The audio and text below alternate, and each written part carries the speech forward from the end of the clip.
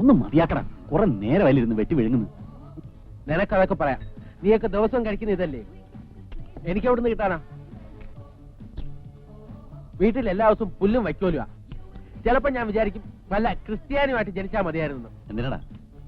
ഞായറാഴ്ചയെങ്കിലും ഇറച്ചി മീനും കഴിക്കാമല്ലോ. മതി മതി, വേഗം തീർക്ക് പോവാം. അത് കൈ കഴുകാനുള്ള ഫിംഗർ ബൗളാ. മണ്ടന്മാര്, ഈ നാരങ്ങ ഇതിനകത്ത് പിഴിഞ്ഞു വെച്ച് കുറച്ച് പഞ്ചാരയും കൂടെ ഇട്ടിരുന്നെങ്കിൽ നാരങ്ങ വെള്ളമായിട്ട് വിറ്റുകൂടായിരുന്നോ? എന്നാ കുടിക്ക്. എന്താ കള്ളനോട്ടാണോ? സംശയം ഉണ്ടെങ്കിൽ വേറെ നോട്ട് തരാം. അതിപ്പോ കുറെ കള്ളനോട്ട് ഇറങ്ങിയിട്ടുള്ളതുകൊണ്ട് ബാക്കിയുള്ളവന് നല്ല നോട്ടും കൊണ്ട് നടക്കാൻ വയ്യ. അല്ല സാറേ, കള്ളനോട്ടാണെന്ന് എന്തെങ്കിലും സംശയം തോന്നിയാ ഉടനെ പോലീസിൽ അറിയിക്കണമെന്നാ പറഞ്ഞിരിക്കുന്നത്. ഓഹോ, അതെ, അത് ഒരു യഥാർത്ഥ ഇന്ത്യൻ പൗരന്റെ ചുമതലയാണ്.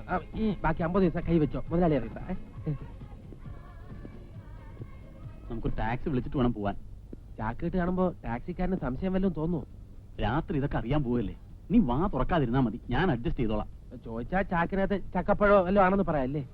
ചക്കപ്പഴോ തേങ്ങാക്കൊല്ലേ എന്തെങ്കിലും പറയാം, വാ.